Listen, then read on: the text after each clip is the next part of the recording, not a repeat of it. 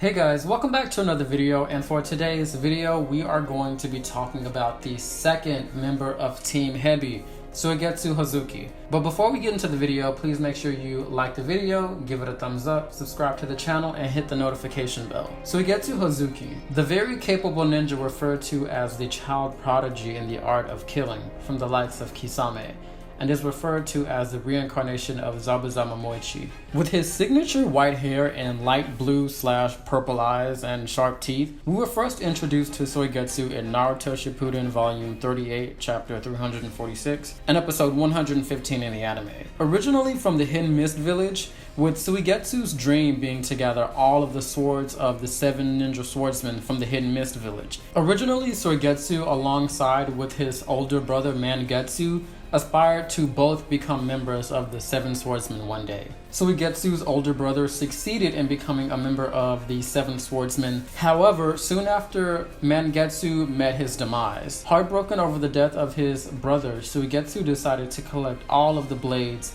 instead, and to create his own 7 swordsmen of the mist, with himself being its new leader. Suigetsu being captured by the likes of Orochimaru and Kabuto, thus putting his ambitions on hold. We first get a glimpse of Suigetsu during the infamous moment in Orochimaru's laboratory when Sasuke sliced open Suigetsu's pod, freeing Suigetsu from his prison. Suigetsu standing bare naked with his finger pointed at Sasuke's head. And if you haven't watched my last video on Hebi Sasuke, I strongly advise you watch the video and give it a thumbs up. Personality-wise, Suigetsu appears to be very bash, hasty, cocky, and is heavy on the threats and insults. But somehow Suigetsu still maintains an air of mystery about him even to this day, with a certain love of killing with a habit of chopping his victims' limbs before beheading them, which is a side of Suigetsu's personality that we honestly never get to see. Well, in part due to Sasuke's demands for Suigetsu not to after joining Team Hebi. But anyway,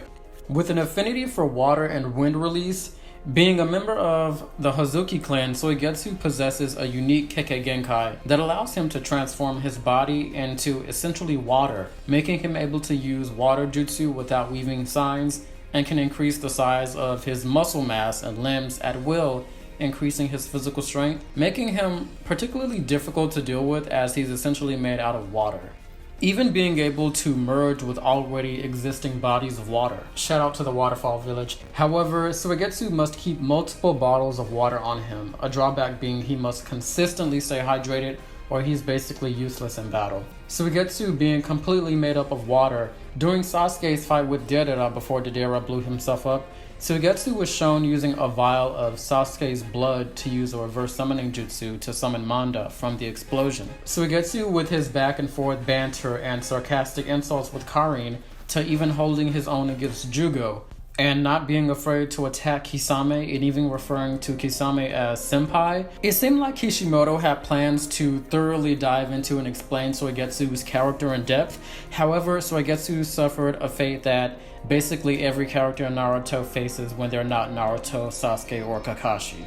Your contribution to the show and development gets kicked to the side, which is kind of frustrating because we saw so much of Suigetsu in a small time frame, yet I still feel like I don't really know anything about him. We know Kisame was his senpai, his ambitions were to collect the 7 swords alongside his older brother, and even temporarily hold his own against the Jinchurkiki Killer Bee, merging his body with the ocean to hold off against the 8 Tails. And granted, B didn't take the fight seriously, there was so much material in the making to really set this character on his own path and develop him further, and even if it was just in a light novel form, with him going on his own back to the Hidden Mist Village to find the swords and rebuild the 7 swordsmen of the Hidden Mist. And after Suigetsu's fight with Killer Bee, he's captured by Daorai during the Hokage Summit and is eventually sent to prison. We then see Team Taka, formerly known as Team Hebi, reunite during the 4th Great Shinobi War, and unfortunately, Suigetsu doesn't really do much.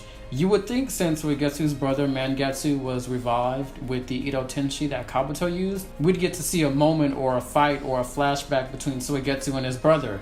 But no, because of course not. And we really don't see anything of Suigetsu after the war until the Sasuke Shippuden Sasuke whatever light novel years after the war. And we're not really gonna talk about Suigetsu and Boruto. This channel, we don't talk about that on this channel. This is the Naruto channel. Anyway, that's pretty much it, which is unfortunate because Suigetsu had the potential to honestly have his own arc or spin-off or light novel of his own, to be honest. With his backstory and quest to revive the Seven Swordsmen, there could have been a lot of material there to develop his character further and even just milk the show even more. But anyway, that marks it for this video. Let me know what you guys think about Suigetsu in the comment section below. And do you agree with me? Am I the only one who thought Suigetsu was going to be more of a developed character than he was? I mean, he had so much material just right there to go off of alone, and you'd think he'd deserve his own light novel or something like that. But anyway, let me know in the comment section, and make sure to subscribe to the channel, hit the notification bell, give the video a thumbs up, a like, and I will see you guys in the next video. Bye.